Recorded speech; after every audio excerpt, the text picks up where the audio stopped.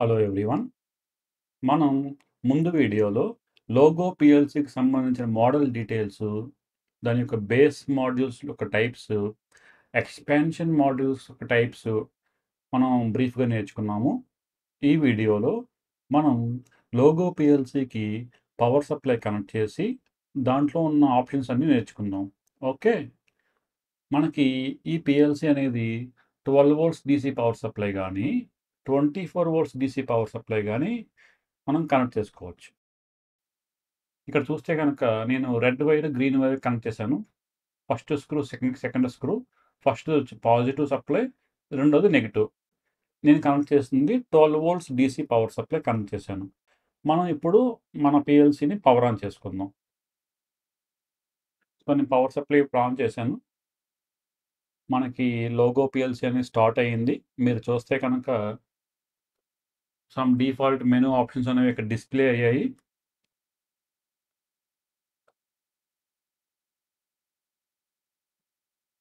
So, మనకి logo PLC అనేది డిఫాల్ట్‌గా స్టాప్‌లో ఉంటుంది. ఓకే. ఈ పీఎల్సీకి మనకి ప్రెజెంట్ మనం ప్రోగ్రామ్ ఏమి చేయలేదు ఇప్పటిదాకా. సో, మనం ఇప్పుడు స్టార్ట్ చేస్తే గనక పీఎల్సీని, సో, ఫస్ట్ ఆప్షన్ ఉంది కదా! ఈ రైట్ సైడ్ మనకి యారో కీస్ ఉన్నాయి కదా! ఇవి యూజ్ చేసుకొని మనకి కావాల్సిన మెనూని సెలెక్ట్ చేసుకొని, మనం గ్రీన్ బటన్ ఉంది కదా! ఇది ఓకే బటన్. ఓకే. సో, మనం ఇప్పుడు ప్రెజెంట్ పీఎల్సీ అనేది స్టాప్‌లో ఉంది. నేను ఇప్పుడు స్టార్ట్ చేస్తున్నాను. ఈ గ్రీన్ బటన్ ప్రెస్ చేసి. ఎస్ అని అడుగుతుంది. సో, నేను ఎస్ కొడతాను. ఏం చూపించింది ఎర్రర్? Empty programme. ఎందుకంటే ఈ పీఎల్సీ అనేది కొత్త పీఎల్సీ. ఇప్పుడు దాకా దీన్ని మనం ప్రోగ్రామింగ్ చేయలేదు. దీని లోపల ఎటువంటి ప్రోగ్రామ్ కూడా లేదు. లోపల ఖాళీగా ఉంది. లాజిక్ ఏమీ లేదు. సో, మీకు ఒక ఎర్రర్ చూపిస్తుంది. ఇన్ కేస్ ఇందులో మనకి ముందుగానే ఏదైనా లాజిక్ గాని, ప్రోగ్రామ్ గాని సేవ్ చేసి ఉంటే గనక, అప్పుడు ఈ ఎర్రర్ రాదు. డైరెక్ట్‌గా మనకు ఆ ప్రోగ్రామ్ ఎగ్జిక్యూట్ అవుతుంది. మనం ఈ ఫస్ట్ బటన్ ఉంది కదా! Start or stop. In case ఇది స్టార్ట్‌లో ఇప్పుడు ఇది స్టాప్‌లో ఉంది కాబట్టి స్టార్ట్ అని చూపిస్తుంది. ఇన్ కేస్ ఇది రన్నింగ్‌లో ఉంటే కనుక ఇక్కడ స్టార్ట్ బదులు స్టాప్ అని చూపిస్తది. మనం స్టాప్ చేసుకోవచ్చు లేదా స్టార్ట్ చేసుకోవచ్చు. పీఎల్సీ యొక్కని ప్రోగ్రామింగ్‌ని. ఓకేనా? ఇప్పుడు సెకండ్ ఆప్షన్ చూద్దాం. సెకండ్ ఏంటి? ప్రోగ్రామ్. ఓకే. మనం ఓకే బటన్ ప్రెస్ చేస్తే గ్రీన్ బటన్ అనేది ఓకే బటన్. ఇది ప్రెస్ చేస్తే లోపలికి వెళ్తుంది. ఫస్ట్ ఆప్షన్ ఏంటి? Edit program. మళ్ళా ప్రెస్ చేయండి. సో, మనం ముందే చెప్పుకున్నట్టు ఈ పీఎల్సీలో ఎటువంటి ప్రోగ్రామింగ్ కూడా లేదు. ఎందుకంటే ఇదే ఫస్ట్ కొత్త పీఎల్సీ మనం ఇప్పుడే పవర్ ఆన్ చేసాం. అందుకని చెప్పి ఇక్కడ మొత్తం బ్లాంక్ చూపిస్తుంది. ఇన్ కేస్ ఆల్రెడీ ఏదైనా ప్రోగ్రామ్ ఉండుంటే గనక మనం ఆ ప్రోగ్రామ్ అంతా కూడా ఇక్కడ చూడొచ్చు. ఇప్పుడు ఫర్ ఎగ్జాంపుల్ నేను ఈ యారో కీస్ యూజ్ చేసుకొని ఒక కొత్త ప్రోగ్రామ్ కూడా నేను క్రియేట్ చేయొచ్చు. ఓకే కొట్టండి. ఓకే కొట్టండి.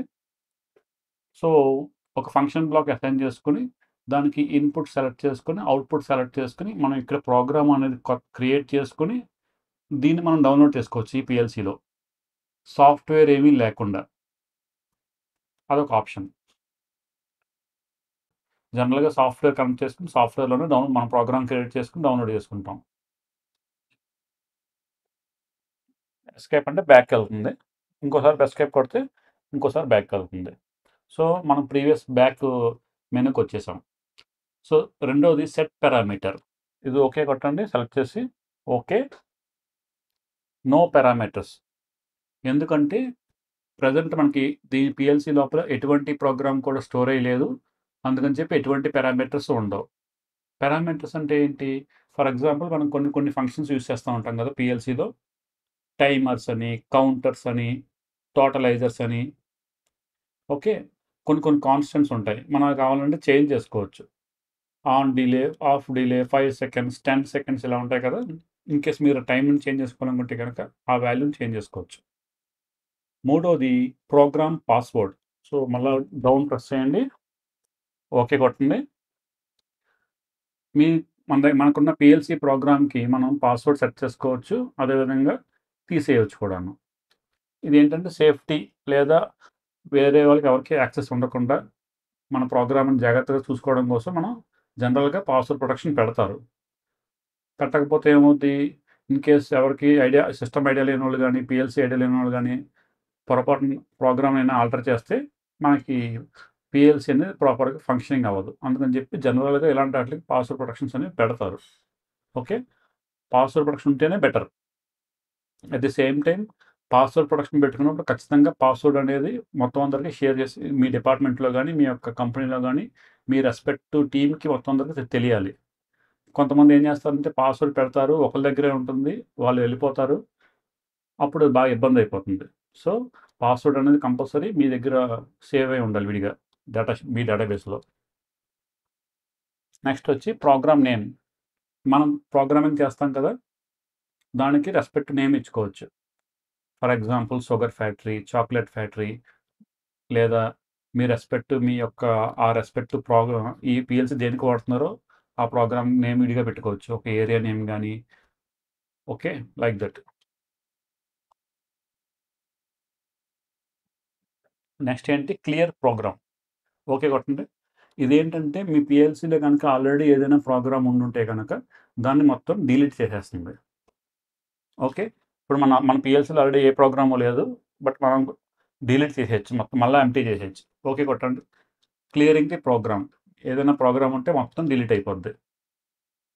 మీరు మీ పిఎల్సీని కొత్తగా ఫ్రెష్గా సేవ్ మళ్ళీ ప్రోగ్రామింగ్ చేద్దాం అనుకున్నా, వేరే పర్పస్కి వాడదాం అనుకున్నా, మీరు మొత్తం డిలీట్ చేసేసుకుని మళ్ళీ ఫ్రెష్గా ప్రోగ్రామ్ మీరు డౌన్లోడ్ ఇచ్చుకోవచ్చు. కానీ గుర్తుంచుకోండి, ఇలా క్లియర్ చేసే ముందు కంపల్సరీ మీకు ప్రజెంట్ ఆల్రెడీ పిఎల్సీ లోపల ఉన్న ప్రోగ్రామ్ బ్యాకప్ తీసుకుని జాగ్రత్త పెట్టుకోవాలి. పొరపాటున మళ్ళీ మనకు ఆ ప్రోగ్రామ్ కావాలి అనుకుంటే దొరకదు మీ దగ్గర బ్యాకప్ లేకపోతే. ఓకే, తర్వాత ఇంకొక నెక్స్ట్ వచ్చి మెమరీ యూసేజ్. ప్రతి పిఎల్సీకి కూడా మనకి ఏంటంటే కొంచెం లిమిటేషన్స్ ఉంటాయి. మనకు మొబైల్ ఉందనుకోండి, స్టోరేజ్ మెమరీ ర్యామ్ ఎలా ఉంటాయి, లిమిటెడ్ కదా. మనకి ఎంత కెపాసిటీ కావాలో అంత కెపాసిటీ యొక్క మోడల్ మనం సెలెక్ట్ చేసుకుని పర్చేస్ చేసుకోవాలి. పిఎల్సీస్ కూడా అంతే, మెమరీ రిస్ట్రిక్షన్స్ అనేవి ఉంటాయి. ఈ లోగో పిఎల్సీకి మీరు చూస్తే కనుక మెమరీ యొక్క కెపాసిటీ మ్యాక్సిమం 8500 బైట్స్. ఓకే, తర్వాత maximum number of function blocks అని 400 వరకు మనం వాడగలం ఈ మొత్తం పిఎల్సీలో. నెక్స్ట్ లాస్ట్ వన్ ఏంటంటే REM 250. REM అంటే ఏంటంటే రిటెంటివిటీ. ఫర్ ఎగ్జాంపుల్ మనకి పిఎల్సీ ప్రోగ్రామ్ రన్ అవుతుంది, సడన్గా పవర్ అయిపోయింది, మళ్ళీ మీరు పవర్ ఆన్ చేశారు. ఇప్పుడు ఏమవుతుంది, జనరల్గా మీరు మళ్ళీ పవర్ ఆన్ చేసినా సరే మ్యాక్సిమం కొన్ని డేటా అంతా కూడా మనకంతా పోతుందన్నమాట. కొన్ని డేటా కొన్ని వాల్యూస్ ఉంటాయి. అదేంటంటే మనకు పవర్ పోయినా కూడా ఆ వాల్యూస్ కంపల్సరీ మనకు కావాలి. ఫర్ ఎగ్జాంపుల్ ఫ్లో టోటలైజర్స్ ఉంటాయి, కౌంటర్స్ ఉంటాయి, ఇంపార్టెంట్ కౌంటర్స్, కొన్ని టైమర్స్, అన్నీ కాదు కొన్ని. ఓకే, టోటలైజర్స్ ఉంటాయి. అలాగే కొన్ని వాల్యూస్ ఉంటాయి, అవి మనకి కంపల్సరీ బ్యాకప్ కావాలి. పవర్ పోయినా సరే పిఎల్సీ వాటిని సేవ్ చేసుకొని మళ్ళీ పవర్ వచ్చిన తర్వాత వాటిని మళ్ళీ మనకు డిస్ప్లే చేయాలి. వాటి కోసం ఒక స్పెషల్ రిజిస్టర్స్ వాడతారు ప్రోగ్రామింగ్లో. అందులో ఒక ఆప్షన్ ఉంటుంది కొన్నిటికి, రిటెంటివిటీ అంటే that register retains the value during the power loss also. Okay, ఇదొకటి మనం గుర్తుంచుకోవాలి. మనకి ఎక్కడైతే అవసరం ఉంటుందో వాటికి యూజ్ చేస్తాం, అన్నిటికీ జనరల్గా యూజ్ చేయరు. ఇది మీరు ప్రోగ్రామింగ్ చేసేటప్పుడు మీకు అక్కడ ఆప్షన్ ఉంటుంది, ఏ విధంగా వాటిని వాడుకోవాలనేది అప్పుడు డిస్కస్ చేద్దాం. ఓకే, నెక్స్ట్ మళ్ళీ ఫస్ట్ వచ్చేస్తుంది. సో ఈ మెనూ కంప్లీట్ అయిపోయింది. ఇక్కడ నుంచి బ్యాక్ వెళ్ళాలి కాబట్టి మళ్ళీ ఎస్కేప్ ప్రెస్ చేయండి. ప్రోగ్రామ్ అనేది కంప్లీట్ అయిపోయింది. నెక్స్ట్ ఏంటి, సెటప్. డౌన్ ఆరో ప్రెస్ చేసి మళ్ళీ ఓకే కొట్టండి. ద ఫస్ట్ వన్ ఏంటంటే BMAI నెంబర్. BM అంటే బేస్ మాడ్యూల్. ఈ పిఎల్సీని మనం బేస్ మాడ్యూల్ అంటాం. ఓకేనా, దీంట్లో ఎనలాగ్ ఇన్పుట్స్ AI మనం సెలెక్ట్ చేసుకోవచ్చు అనమాట. ఓకే కొట్టండి. మనం ప్రీవియస్ వీడియోస్లో డిస్కస్ చేసాం, ఈ పిఎల్సీ మోడల్లో మనకి 8 డిజిటల్ ఇన్పుట్స్ ఉన్నాయి. ఈ 8 డిజిటల్ ఇన్పుట్స్లో 4 వరకు మనం ఎనలాగ్ ఇన్పుట్స్గా వాడుకోవచ్చు. దానికి సంబంధించిన సెటప్ కాన్ఫిగరేషన్ అనేది మనం సాఫ్ట్వేర్లో చేసుకోవచ్చు, లేదా ఇక్కడ ఈ కీప్యాడ్ యూస్ చేసుకుని కూడా చేసుకోవచ్చు. మీరు చూస్తే కనుక ఫస్ట్ ఆప్షన్ ఏంటి, 0 AI అంటే అనలాగ్ ఇన్పుట్స్ మీరు 0 యూస్ చేస్తున్నారు, ఏమి వాడట్లేదు, మొత్తం అన్నీ కూడా డిజిటల్ ఇన్పుట్స్గానే వాడుతున్నారు. రెండోది 2 analogue inputs. Next 4 analogue inputs. మీకు ఎన్ని కావాలని ఇక్కడ సెలెక్ట్ చేసుకొని ఓకే కొట్టుకుంటే అన్నీ కాన్ఫిగర్ అవుతాయి. ఓకే. ఇక్కడ మనకి 1 ఆప్షన్, 3 ఆప్షన్ లేదు. Only 2 or 4 or 0. Okay. Escape కొట్టండి, బ్యాక్ వెళ్ళిపోతుంది. నెక్స్ట్ వచ్చి సెకండ్ వన్ వచ్చి ఏక్యూ. క్యూ అంటే అవుట్పుట్, ఏ అంటే అనలాగ్ అవుట్పుట్. దీనికి సంబంధించిన కూడా ఒక ఆప్షన్ ఉంది, ఏంటో చూద్దాం. ఓకే కొట్టండి. ఫస్ట్ వన్ ఏంటంటే ఏక్యూ ఇన్ స్టాప్ మోడ్. మనకి పిఎల్సి కనుక రన్ అవ్వకుండా స్టాప్లో ఉంటే కనుక ఆ టైంలో అనలాగ్ అవుట్పుట్ మాడ్యూల్ ఎటువంటి సిగ్నల్ని పంపించాలి బయటికి. ఓకేనా? ఓకే కొట్టండి. సో డిఫైన్డ్ అంటే మీరు ఆల్రెడీ ఏదైనా స్పెసిఫిక్గా డిఫైన్ చేసుకుంటే కనుక ఆ వాల్యూ కనుక బయటకు వెళ్తుంది అనలాగ్ మాడ్యూల్ ద్వారా. ఆర్ సెకండ్ ఆప్షన్ వచ్చి లాస్ట్ గుడ్ వాల్యూ ఇలాంటివి ఉంటాయి కదా, ఆ వాల్యూ ఆటోమేటిక్గా బయటికి వెళ్ళిపోతుంది. ఆ కంట్రోల్ వాళ్ళకి విఎఫ్డికి అయితే విఎఫ్డికి అవుట్పుట్ ఏదైతే దానికి ఈ వాల్యూ అనేది మనకి పంపించబడుతుంది పిఎల్సి ద్వారా. ఇది మనకి మీకున్న ప్రోగ్రామ్ బట్టి, ప్రాజెక్ట్ని బట్టి ఈ ఆప్షన్స్ అనేవి డిఫైన్ చేసుకుంటారు. ప్రతి చోట ఒకలాగే ఉండదు. మీ రిక్వైర్మెంట్ బట్టి మారుతూ ఉంటాయి. మళ్ళీ బ్యాక్ వెళ్ళండి.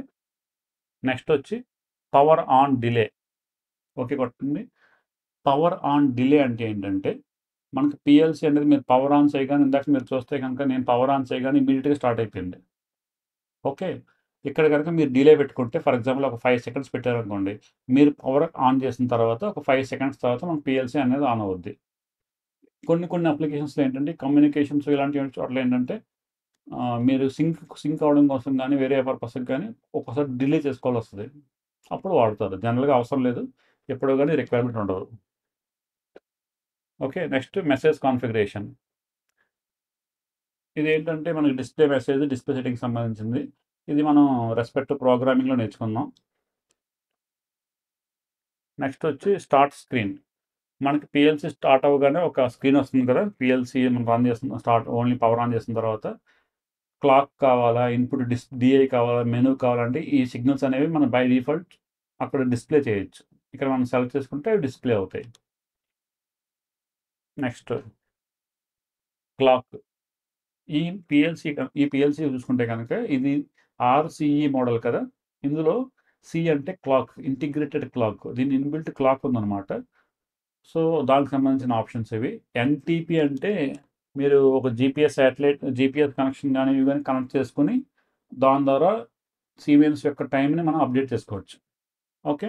జనరల్గా పెద్ద డీసీఎస్లకి, మెయిన్ పిఎల్సిస్కి వీటికి ఇలాంటిది వాడతారు.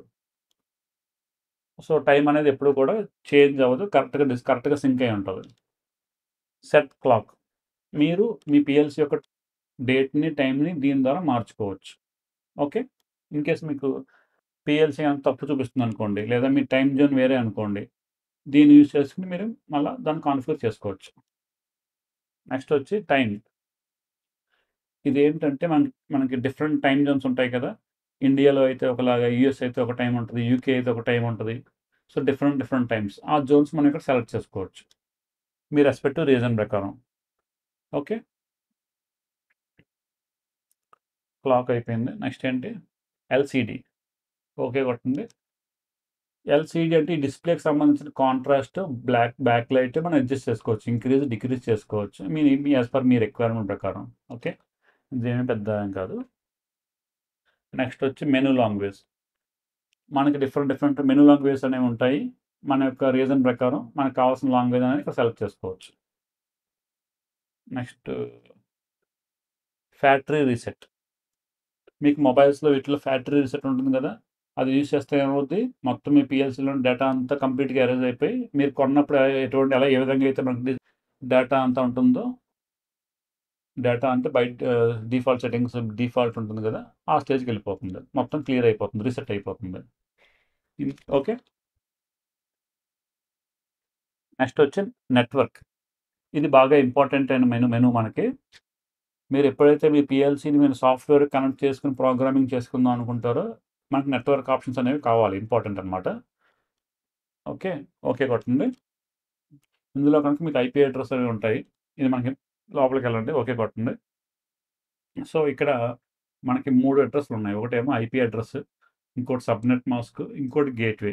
మనకి ఈ డీటెయిల్స్ అన్ని నోట్ చేసుకొని, మనం సాఫ్ట్‌వేర్ మనం యూజ్ చేసినప్పుడు దానికి ఈ పీఎల్‌సీని సాఫ్ట్‌వేర్ కనెక్ట్ చేసినప్పుడు, ఈ డీటెయిల్స్ అనేవి ఎంటర్ చేయాలి. ఇయన్నీ డీటెయిల్స్ సేమ్‌గానే ఉంటాయి. ఓన్లీ ఒకటి మారుతుంది. అదేంటంటే, ఐపీ అడ్రెస్‌లో లాస్ట్ నంబర్ ఉంది కదా! 3 అని ఉంది కదా! ఈ 3 తీసేసి సమ్ 4, 5, 6 పెట్టాలి ఐపీలో, సాఫ్ట్‌వేర్‌లో. మిగిలినవన్నీ సేమే పెడతాం. అప్పుడు మనకి సాఫ్ట్‌వేరు మన పీఎల్‌సీతో కమ్యూనికేట్ అవుతుంది. ఓకే. ఐపీ అడ్రెస్ అనేది ఏంటంటే, ఒక డివైస్‌కి ఒకటే పెట్టుకోవాలి.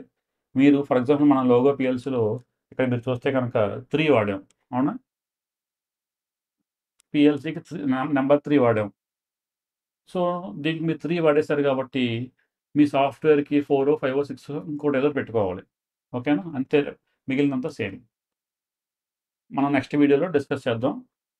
మీకు నేను చూపిస్తాను. మన పీఎల్‌సీని ల్యాప్‌టాప్‌కి ఏ విధంగా కనెక్ట్ చేయాలి? కాన్ఫిగరేషన్ ఎలా చేయాలి?